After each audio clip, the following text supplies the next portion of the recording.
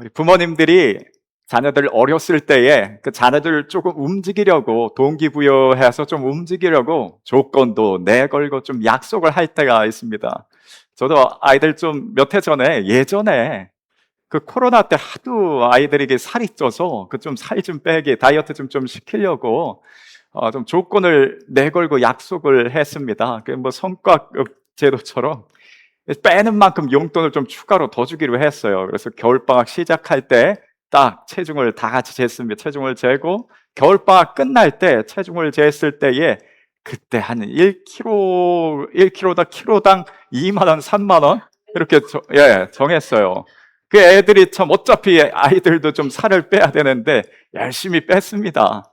근데 이제 다이어트 아마 해보신 분들은 우리 뭐 다 같이 늘 다이어트 하기 아시기 때문에 요요가 갑자기 뭐 찐 살 갑자기 빼기는 빠져요. 근데 늘 요요가 문제죠. 요즘에 저 개그우먼 김신영 씨가 자기가 88kg였다가 그 44kg까지 그 몸무게를 빼고 그 몸무게를 유지하는 기간 13년 동안 그 몸무게를 그렇게 유지를 한다고 애를 썼는데 어느 날 이분이 또 회심을 했더라고요. 네, 이렇게 살아서 뭐 하다. 좀 즐겁게 살자 해서 그냥 막 먹기 시작했는데 딱 6주 만에 다시 원래 몸무게로 돌아갔다고 방송에 나와서 그렇게 웃으면서 이야기를 하더라고요.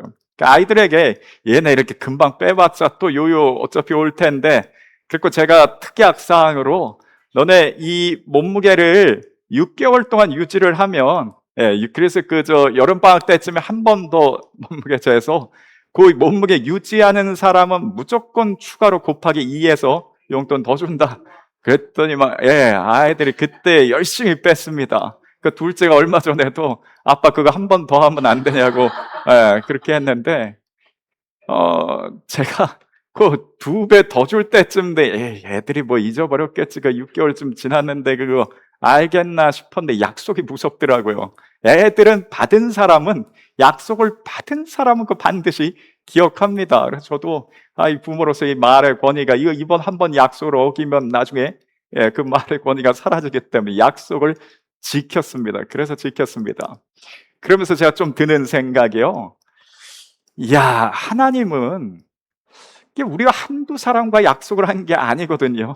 지난 수천 년 동안 정말 요즘 창세기 표현대로 하자면 하늘의 별처럼 많은 그 사람들과, 셀 수 없는 사람들과 그 많은 약속을 했는데 그걸 다 어떻게 지키셨나 하는 생각이 듭니다.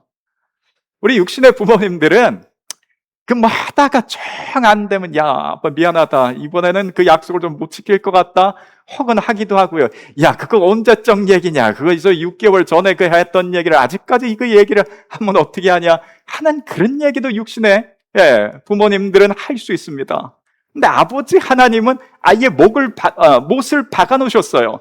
내가 한 얘기는 절대로 변할 일이 없다고. 율법의 1.1획이라도 바뀔 일이 없다고 했습니다. 그래서 현재까지도 우리 그 약속을 붙잡고 되새기면서 신앙생활을 합니다. 우리 좋아하는 약속 가운데 그 신명기 28장 말씀처럼 우리가 하나님의 말씀을 지키며 따를 때에 하나님께서 들에서도 복을 받고 성읍에서도 복을 받고 들어와도 나가도 복을 받고 앉아도 일어서도 복을 받으며, 심지어는 우리가 가지고 있는 삶에 무슨 떡반죽 그릇과 광주리까지도 복을 받는다는 그 말씀들, 그 약속들 우리 잘 마음속에 새겨놓고 있습니다. 힘들지만 때로 하나님의 말씀을 내가 지키면서 살려고 할 때 그때 그 약속들을 기억합니다. 하나님의 약속이 있었지. 영접하는 자, 그 이름을 믿는 자들에게는 하나님께서 구원해 주시는 하나님의 자녀가 되게 해주신다고 약속하셨어요. 그 예수를 믿는 자는 멸망치 않고 구원받으리라 약속을 해 주셨습니다. 근데 만약에 그 약속이 없었더라면 그런 생각 듭니다. 어떤 분 참 예수 믿고 나서 믿음과 성품도 아주 온유하시고 그냥 그렇게 참 말씀대로 열심히 신앙생활 하시다 그렇게 소천하셨습니다. 참 십자가의 은혜가 그분에게 있어 참 값지게 참 그렇게 주어졌다라는 생각이 모든 사람 들 거예요. 그런데 어떤 경우는 정말 악하게 못되게 그냥 그렇게 쭉 살다가 이분이 글쎄요 마지막에 가서 회심을 했습니다. 마지막에 가서 예수를 만났어요. 주님, 나 같은 죄인 살리신 그 은혜에 놀랍고 감사하여서 하면서 그렇게 예수님을 믿고 마지막에 삶의 마지막 자락에 가서 예수님을 믿고 회심하고 죄사함을 받았습니다. 이 사람도 구원받을 수 있는가? 구원받을 수밖에 없습니다. 왜냐하면 약속이었어요. 약속. 누구든지 그 이름을 믿는 자, 예수를 믿는 자는 구원받으리라 했습니다. 그래서 예수님의 그 십자가 형틀 맨 마지막에 같이 매달렸었던 그 강도들도 구원받았습니다. 내가 나와 함께, 오늘 나와 함께 낙원에 있으리라 했습니다. 웬만해서는 그 당시 십자가 형틀에 웬만해서 그렇게 처형당하겠는가? 예수님도 당시 스스로를 왕이라고 하면서 이게 로마 제국의 국가 전복을 위한 세력이라고 그렇게 해서 예수님 십자가에 달리셨어요. 웬만큼 당시에 못된 짓 해서 도둑질 그냥 웬만큼 일반적으로 했다고 해서 그렇게 처형당하지 않았을 것이에요. 근데 정말 그 사람은 죽어 마땅한 악한 사람이었을 것입니다. 근데 그 마지막에 가서 구원받았어요. 왜냐하면 약속이기 때문에 그렇습니다. 하나님께서 약속하셨기 때문에. 약속이 그래서 무섭고 약속이 중요합니다. 제가 인터넷으로 이거 좀 자료를 좀 검색하다가요, AI에게 성경 가운데, 내가 생각할 때 성경 가운데에 지켜지지 않은 하나님의 약속이 있는지 있다면 한번 얘기해봐라 했더니요, 쭉 정리를 하는데 먼저는 하나님의 약속이 쭉 지켜졌던 것을 쭉 나열을 합니다. 그리고 그 이후에 가서 몇몇 가지의 좀 해석이 좀 불분명한 것들 혹은 앞으로 이루어져야 될 그런 약속들을 그렇게 마지막에 정리를 하더라고요. 보면서 정말 하나님의 말씀이, 하나님의 약속들이 지난 수천 년 셀 수 없는 많은 사람들이 그게 그대로 그 약속을 하나님께서 지켜오시고 이루어 오셨다라는 것이에요. 요즘 보고 있는 우리 아브라함의 이야기 가운데 구약 성경은 그 아브라함을 통하여서 이루어지는 그 이스라엘 그 백성들과의 맺어진 하나님의 약속입니다. 수백만 명의 그 사람들과 하나님께서 이스라엘 민족과 약속을 하셨어요. 아브라함에게 먼저 약속하시기를 내 후손들이 이와 같으리라 했는데 하늘의 별을 셀 수 있느냐? 하늘의 별을 셀 수 있다면 내 후손이 이와 같으리라라고 했는데 그 말은 하늘의 별들을 셀 수 없는 것처럼 내 후손이 셀 수 없이 많아질 것이라는 그런 약속이었습니다. 근데 이 약속이 이루어지는 그 과정 가운데 하나님께서 아브라함에게 이런 약속을 하나 추가를 하셨더라고요. 우리 창세기 15장을 한번 보면 여호와께서 아브라함에게 이르시되 너는 반드시 알라 내 자손이 이방에서 객이 되어 그들을 섬기겠고 그들은 400년 동안 내 자손을 괴롭히리라. 약속이 이제 언제 주어졌는가 하면요, 밤하늘의 별을 보면서 수없이 많은 자녀들이 있을 것이라 한 그 이후에 이 약속을 말씀하셨습니다. 이방에서 객이 된다는 것은 지금 아브라함과 그 후손들이 가나안 땅에서 잘 살고 계속해서 그렇게 사는 것이 아니라 별처럼 많아지는 그 과정 가운데 이방 땅으로 옮겨지게 될 것이고 거기서 종살이를 하면서 400년 동안 살게 된다는 것이었어요. 보통 약속이라고 한다면 좋은 것에 대한 약속인데 이거 어떻게 보면 저주에 가까운 이야기가 아닌가 싶습니다. 그런데 이 이야기가, 이 약속이 실제로 이루어졌는데 아브라함의 증손자 때, 요셉 때 이루어지게 됩니다. 아브라함과 이삭과 야곱의 아들 12아들 가운데 요셉이 애굽의 총리가 되었고 그때에 일가족 70명이 전부 다 가나안 땅에서 다시 이집트로, 애굽으로 내려가서 430년 동안 거기서 지내게 됩니다. 이후에 종살이를 하게 됩니다. 이 내용이, 하나님의 이 내용이 이게 저주의 내용이 아니었던 것은요, 그 당시에 아브라함과 그 이후에 3대가 지난 그 이후에 4대째는 일가족이 70명이 되었습니다. 근데 아직까지도 그 70명의 그 인구가 정말 한 민족이 되기 위해서, 셀 수 없이 많은 숫자로 불어나기 위해서는 아직도 턱없이 부족합니다. 그 많은 민족을 이루기 위해서 그 당시에 반드시 필요한 것이 무엇인가? 강대국의 보호 울타리가 필요했습니다.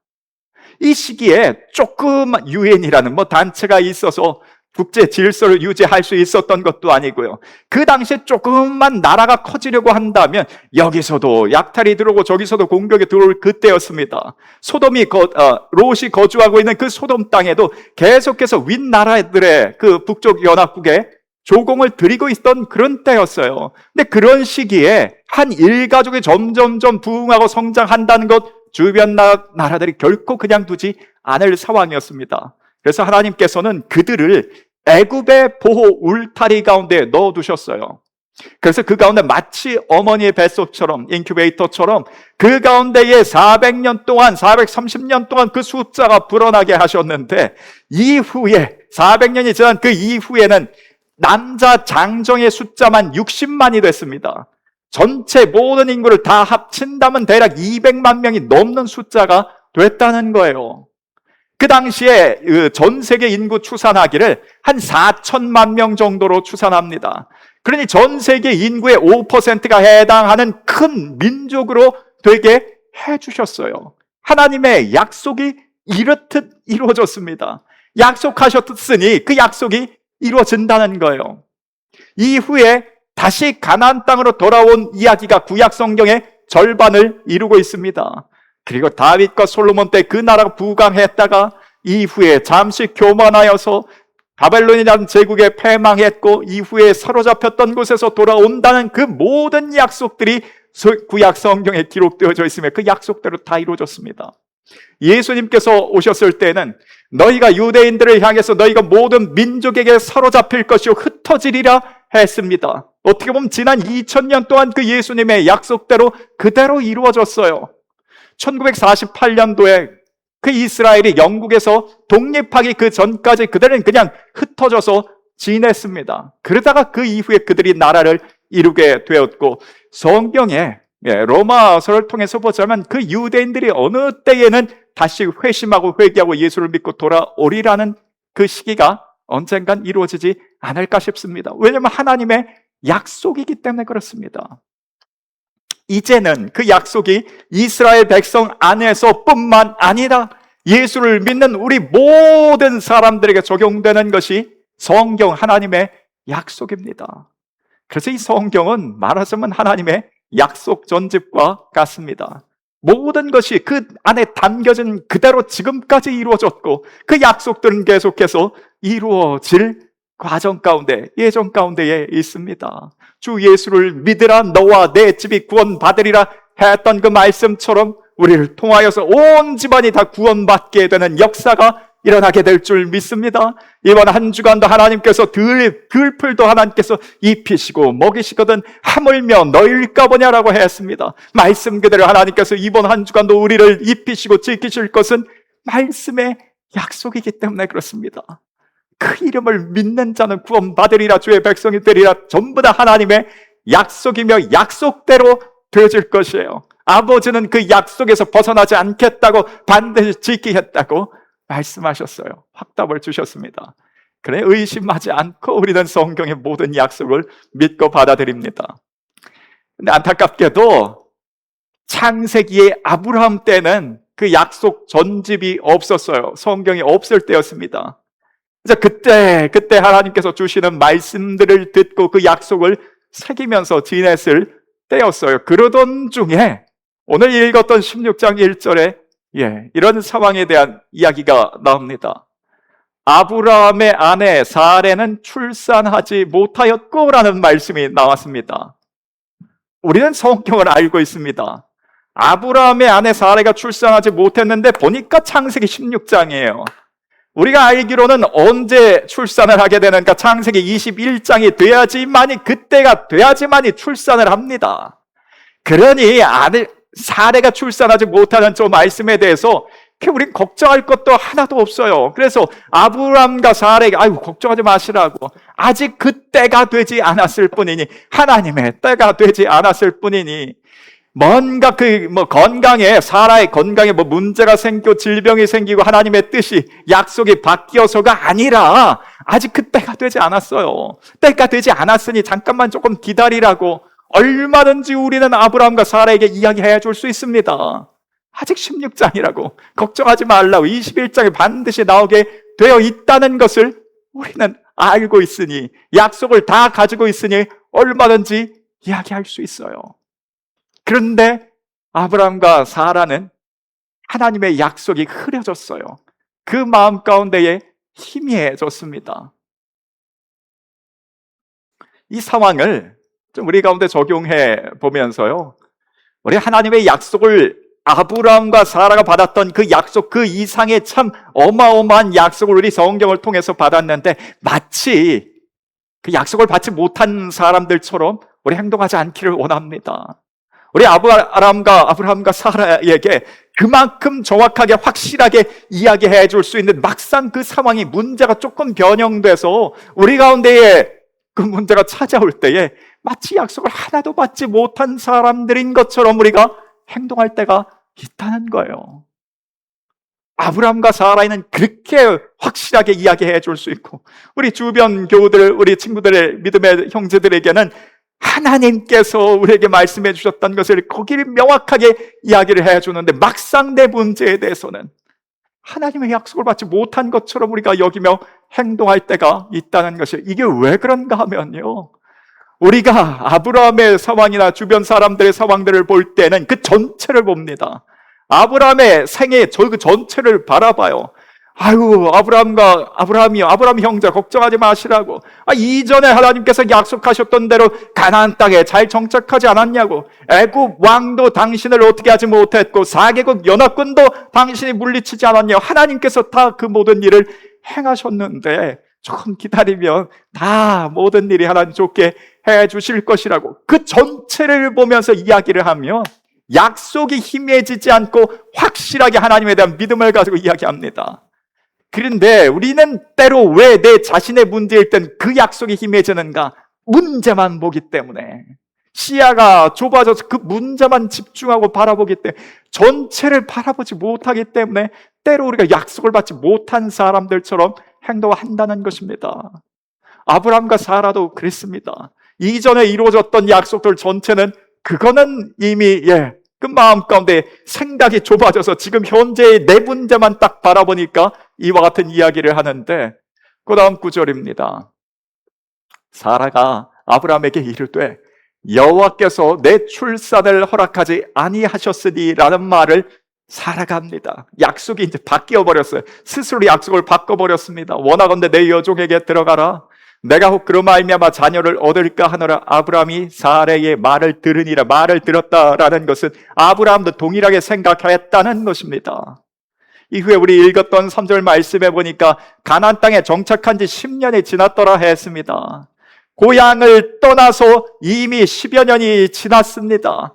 그 이후에 아브라함이 그 하갈 여종을 통하여서 이스마엘을 출산할 때가 86세였어요.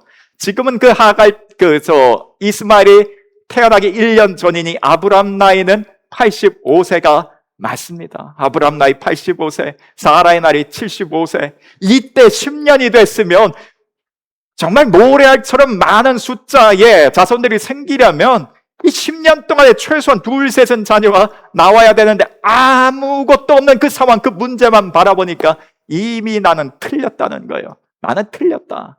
하나님으로부터 나를 통하여서, 사라 생각이 나를 통하여서 하나님 약속이 이루어지기는 틀렸다고 확정했고, 아브라함도 그것을 인정했습니다. 그럴 것이라고. 이 부부가 이와 같이 하나님의 약속에 대해서 마음에서 그 약속을 지고 난 그 이후에 하나님께서 언제 자녀를 주셨는가? 아브라함과 하와가 좀 이런 마음을 품고 좀 어려움을 겪고 있으면 한 17장쯤, 그 다음 장 가서 좀 주시면 참 얼마나 좋을까요? 그런데 그 이후로부터 시간이 15년이나 더 흘렀어요. 100세 때가 돼서 하나님께서 약속을 이루어 주셨습니다. 아니, 왜 늘 하나님의 약속은 늘 이런가? 하나님의 때라는 것은 왜 늘 이런가? 우리가 종종 그런 말 합니다. 아직 때가 되지 않았다고. 아직 하나님의 때가 되지 않았다고 라는 말들 종종 합니다. 그런데 왜 꼭 하나님의 때는 그렇게 사람의 그 애간장을 다 태고 난 이후에가 되는가라는 것입니다. 이 하나님의 때를 좀 앞당길 수는 없을까? 조절할 수는 없을까라는 그런 생각이 듭니다. 그런데 그 때를 조절할 수가 있더라고요. 특별히 하나님께서는 그 때를 인위적으로 조절하는 것을 성경을 통해서 우리에게 알려주셨습니다. 예수님께서 죽은 자를 참 여럿을 살려주시는 가운데에 나사로를 살려주신 적이 있습니다. 마르다와 마리아의 오빠 나사로를 살려주셨는데 그 가족들과 참 친하게 지내셨어요. 그런데 어느 날 그 나사로가 아프다는 것을 그 소식을 예수님께서 들었습니다. 그리고 난 이후에 예수님께서 어떻게 하셨는가? 요한복음 11장 말씀에 보면요, 나사로가 병들었다함을 들으시고 그 계시던 곳에 이틀을 더 유하셨다라고 했습니다. 때를 조절하셨어요. 아프다고 했습니다. 죽을 병이었어요. 죽을 병이고 그만큼 아프다는 것 사람들도 알고 있고 예수님도 알고 있었습니다. 그런데 그 즉시 그 응답을 이루어주지 않았어요. 보니까 때를 조절하셨습니다. 이틀을 더 미뤄두셨어요. 왜 이틀을 더 미뤄두셨는가? 그리고 다음 구절에요, 같이 한번 읽겠습니다. 예수님께서 이 병은 죽을 병이 아니라 하나님의 영광을 위함이요 하나님의 아들이 이로 말미암아 영광을 받게 하려 함이라 하시더라. 아멘. 예수님께서 보니까 확실하게 그냥 우연이 아니라 그냥 좀 바쁜 일이 있어서 좀 미뤄두셨던 것이 아니라 확실하게 예수님께서 시간을 끄셨어요. 이틀을 더 두셨습니다. 그거 왜 그렇게 하셨는가 봤더니 온전히 하나님께서 영광을 받으시기 위함이었다는 것입니다. 만약에 살아있을 때, 나사로가 그냥 아팠을 때에 예수님께서가 안수해 주시고 치료해 주셨더라면 사람들이 물론 놀라기는 했을 것입니다. 아유, 저렇게 아픈 사람 치료도 해 주시는구나. 그런데 사람이 아팠다가 치료 회복되는 것은 의사의 손길을 통해서도 일어날 수 있는 일이요, 혹은 자가 면역을 통하여서 회복 시간이 지나서 회복되기도 합니다. 그렇게까지 하나님에 대한 영광이 거기에 나타날 것은 없다는 거예요. 그런데 죽은 자가 살아났다는 것은 말이 달라집니다. 사람의 힘으로 전혀 할 수 없는 일이 죽은 자가 살아나는 거예요. 그래서 예수님께서 일부러 때를 이틀을 더 뒤로 미루셨다가 때를 늘리셨어요. 그랬다가 예수님께서 나사로를 살려주셨고 온전히 이건 하나님께서 행하셨다고 백성들이 확증한 표정이 되었고 그것으로 하나님 영광 받으셨습니다. 우리 기돈 이야기 알고 있습니다. 기돈과 300용사 이야기 알고 있습니다. 그 기돈과 300용사의 앞에 있는 그 적군은 미디안 나라 군사였는데 군사의 숫자가 13만 5천이었다고 합니다. 13만 5천이었고 처음에 기돈과 함께한 용사들은 3만 2천이었어요. 4분의 1도 안 되는 숫자입니다. 어떻게 해서든 한 명이라도 더 모아야지만이 전쟁이 될까 말까 그런 상황이었어요. 그런데 그때에 하나님께서 기돈에게 하셨던 말씀이 사사기 7장 말씀해 보니까요, 여호와께서 기돈에게 이르시되 너를 따르는 백성이 너무 많은즉 내가 그들의 손에 미디안 사람을 넘겨주지 아니하리니 이는 이스라엘이 나를 거슬러 스스로 자랑하기를 내 손이 나를 구원하였다 할까 함이니라 했습니다. 아직 하나님의 역사할 때가 아니라는 거예요. 지금 때는 하나님이 역사할 때가 하나님의 때가 아니라는 것입니다. 만약에 지금 하나님께서 역사하신다면 그들이 그래, 내가 이번에 4대1로 5대1로 10대1로 내가 한번 싸워서 어마어마한 대승을 거두었다고 그 말이 나올 수 있다는 거예요. 그래서 하나님께서 때가 아니라고 해서 그 때를 인위적으로 하나님께서 조절하게 하셨는데 기돈을 통해서 너희 가운데 두려워하는 사람들 다 돌려보내라 했는데 2만 2천 명이 돌아갔습니다. 10,000명만 남았어요. 13대 1도 넘습니다. 백성들이 아마 난리가 났었을 거예요. 기돈이 그렇게 했을 때 저 아무것도 전쟁 모르는 사람들 이렇게 위에 앉혀놨더니 이제 우리 백성 나라 망했다고 아마 많이들 난리가 났었을 것입니다. 그런데 하나님께서는 10,000명 남았는데 그것도 아니라는 거예요. 아직도 하나님의 내 때가 되지 않았다라고 해서 돌려보내고 또 돌려보냈던 것이 9,700명을 마저 돌려보내고 마지막 300명 남았을 때 그때의 내 때가 되었다고, 하나님의 때가 되었다고 역사하셨습니다. 모세도 그랬습니다. 40세에 가장 강성할 때에 왕으로서 문무를 겸비했을 때에 왕의 자리에 있었고 나를 따르는 세력도 있을 때에 그때에 하나님의 때가 되어서 이스라엘 백성들을 움직여 이끌게 했는가 아니었어요.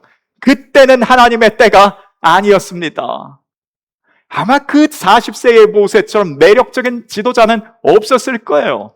준비된 것도 스펙도 완벽했을 뿐만 아니라 참 어떻게 보면 유대 핍박받던 그 유대인의 자녀로 태어나서 애국 공주가 돼서 그 가운데 살다가 백성을 이건 스토리도 완벽합니다. 모든 걸 다 갖춰져 있는데 그 상황, 아니 하나님의 때가 아니라는 거예요.